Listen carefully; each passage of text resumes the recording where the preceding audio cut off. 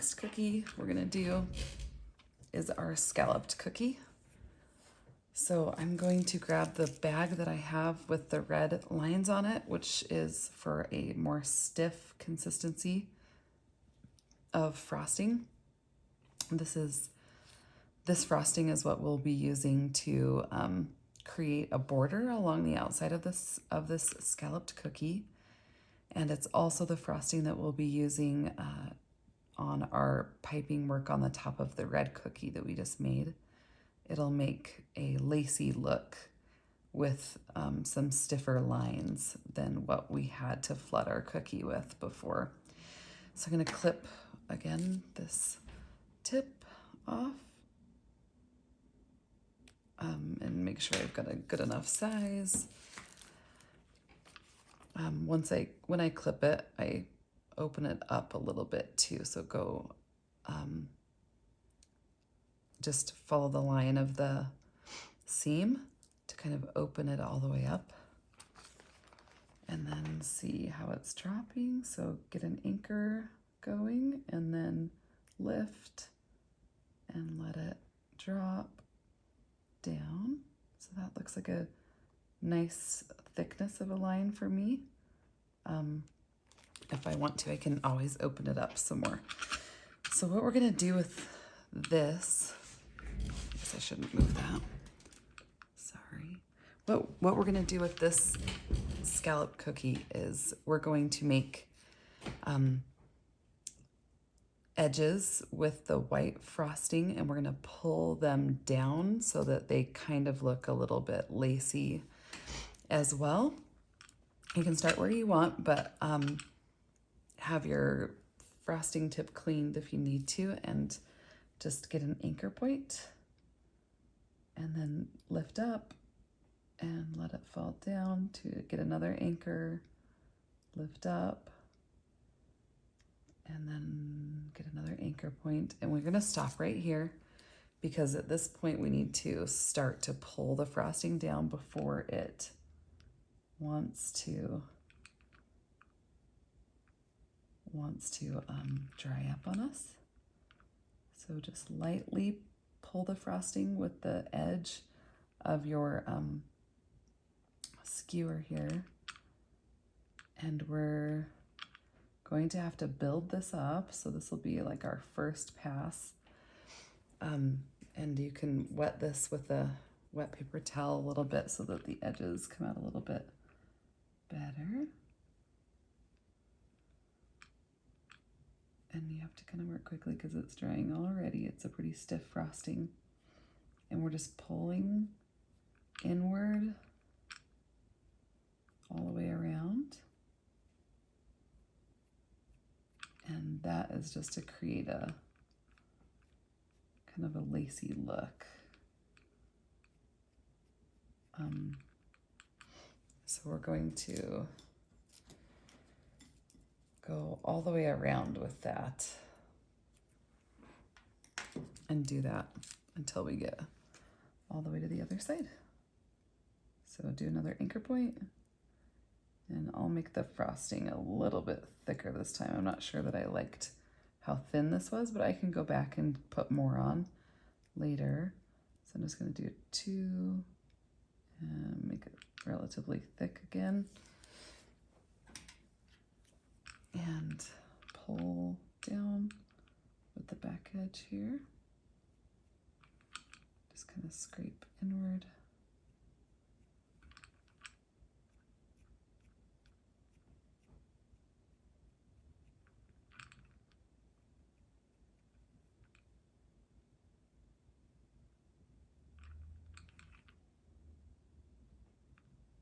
Toward the center of the cookie. Just continue to scrape, go, and get your scraping tool a little bit wet too so it pulls a little easier.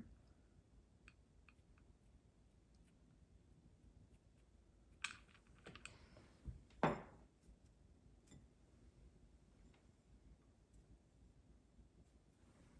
then I'm ready for another couple lines here. Again. Squeeze pretty heavy It looks a lot better when it's a heavier line, it looks like. To me, it's showing up more. Pull it down.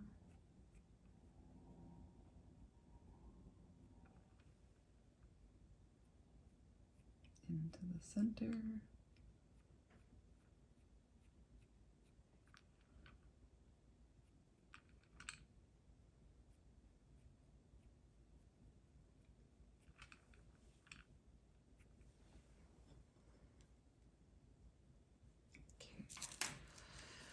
Some more.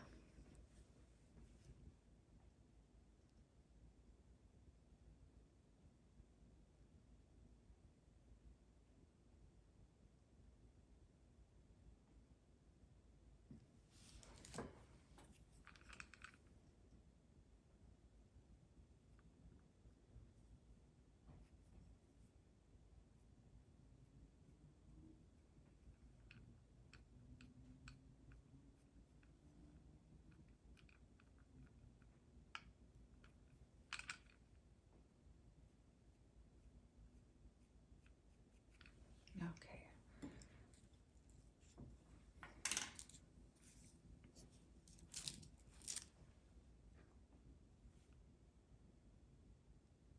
More lines to pipe. And I'm just staying close to the cookie because I want to make a thicker line. If I want to make a thin outline, then I make my anchor point and then pull up and drag it and then anchor it back down when I'm done. But if I want a thicker line like this, you've got to stay a little bit closer to the cookie. And use a lot of pressure here to get the thickness you want.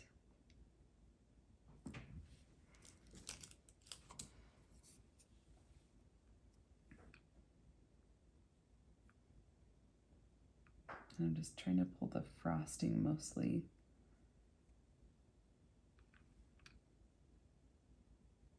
about halfway into the line is what I'm doing.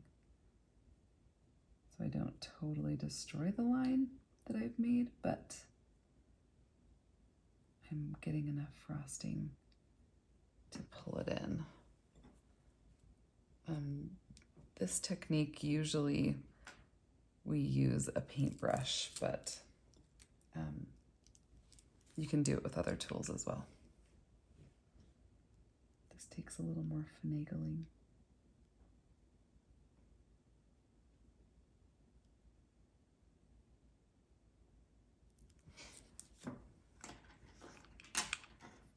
If you feel confident enough and you feel fast enough, you could do more than just these 2 semicircles that I'm making, but I don't feel confident enough that it won't dry on me before I'm done.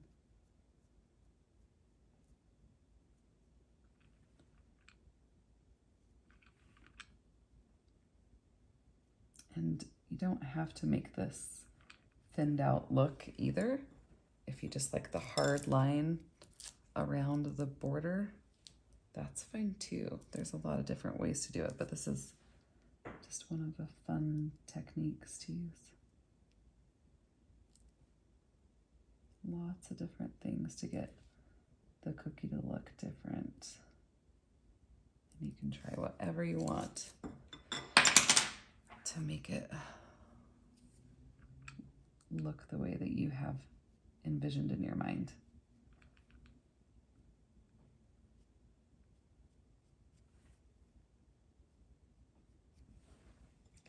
Wipe there.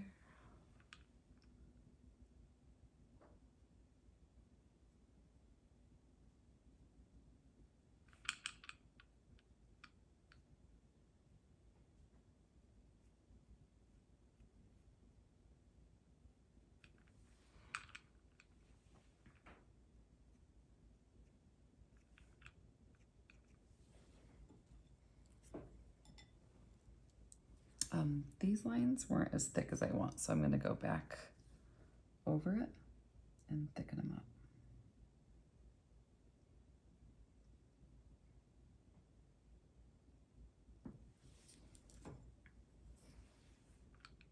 It's kind of the fun part about this is that you can play, but if you don't like it, there is a little way to fix it at the end, or even wipe off and start over. So most of the time it's pretty forgiving. Doesn't take too much trouble to correct it. Okay, so now we have the white outline, and what I wanted to do was a pink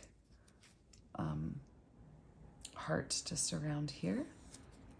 You can use pink, you can use red, or even another white would be really pretty too. So I'm going to open up my pink, open that up against the seam there, check to see if it's flowing proper and thick enough, get an anchor line and then pull up. Yeah, so it looks like it's a good thickness and I'm happy with it. So this is a little bit of an awkward cookie, so I might have to redraw my line where I want it to be, but if I just start somewhere, I can always kind of extend it a little bit further if I need to. And I have tools to help me fix things, like if I accidentally drop something where I didn't want it to, I can just scrape it off with my tool and wipe off my tool as well. So we'll give it a shot and see what happens with this. So I'm gonna get an anchor point and then lift. Sorry, it's a little bit squirrely because my bag is a little tight.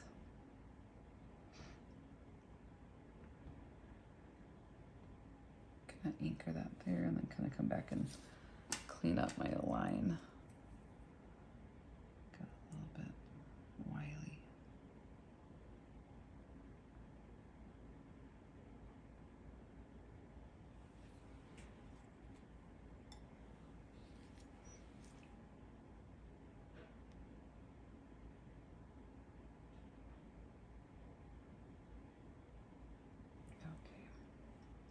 It looks a little funny now, but it should blend in when we're done. Okay, now I'm gonna do the other side. I'm gonna try to make it kind of a deeper part here.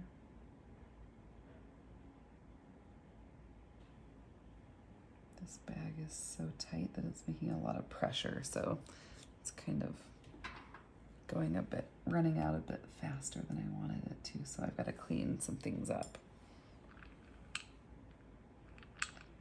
That's totally my fault though, because I made the bags and filled them really tight.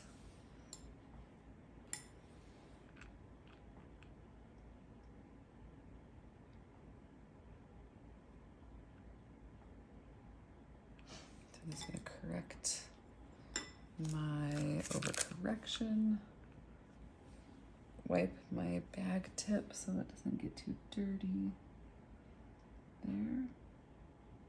And get the line that I want.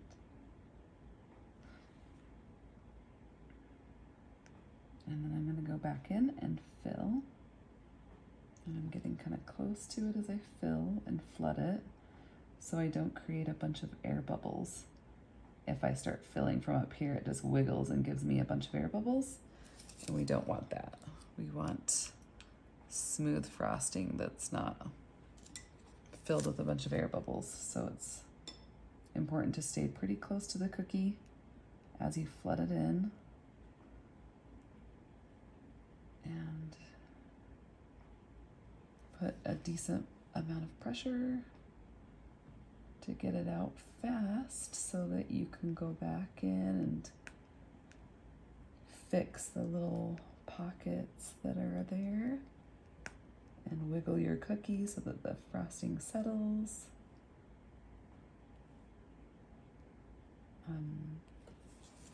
It's really nice and full, so I'm going to grab it carefully because these are delicate cookies, and then I'm going to give it a shake and a pat on my hand. I can pat it on my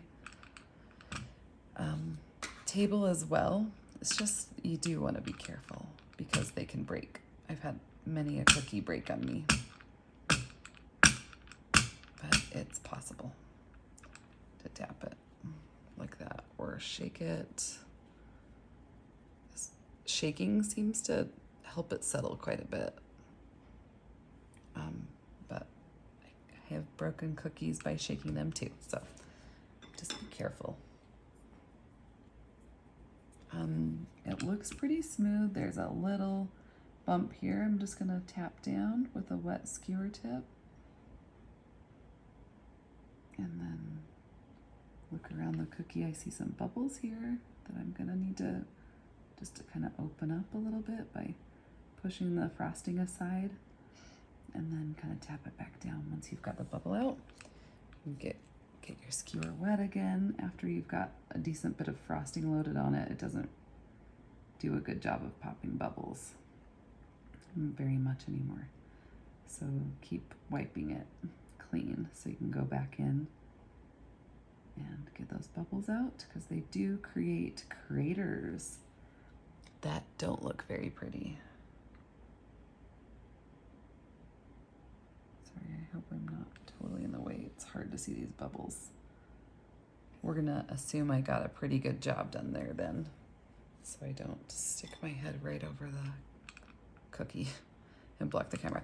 Okay, so we're gonna put that one aside. You can do some other fun things with cookies that are done like this, where we could flood it and then we can add some designs onto it, like hearts can go onto it, to just by putting another bead of our frosting onto the icing that's already there, and then we could kind of run a skewer through and make some hearts.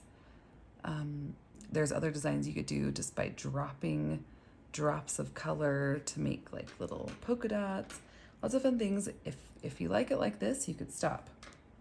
If you want a little bit more design, you could add in a different color, like maybe the other shade of pink that we have. I'm just checking to see if it's big enough. So this is the same consistency as this pink one is. So if I take it and I just do a dot and stagger my dots, then I can make like a polka dot design, which is always really pretty. And then I will, when I'm done doing this, I'll kind of tap those dots in a little bit, and it gives what we call a wet on wet technique, where it just kind of sinks in and becomes this part of the cookie icing that's already there, and that's a lot of fun.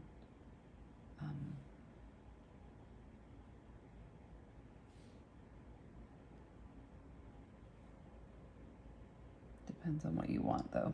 If you wanted these to stay raised up quite a bit though, you would want to wait until they're dry to do more.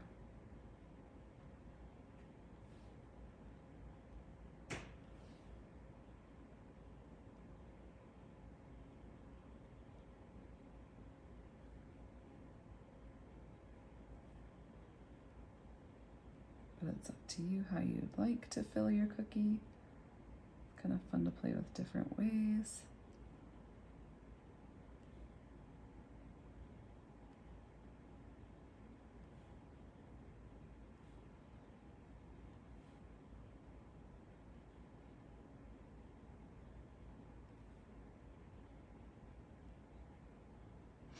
And then once you're happy with it, or if you wanted to add different colors, you could do white and pink polka dots, or like I said, you could make hearts by running a skewer through the above the dots and then just kind of run it straight through, and you would get hearts as you drag your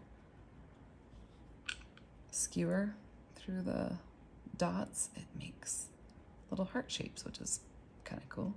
You could also make lips by kind of extending the edges here with your skewer.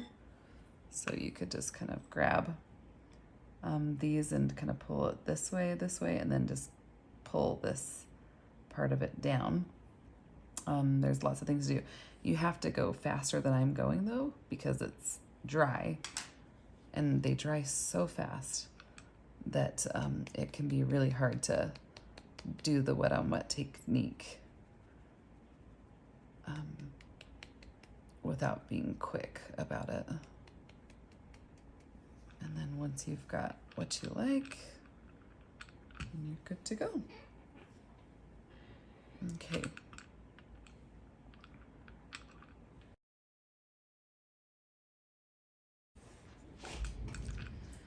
Which is our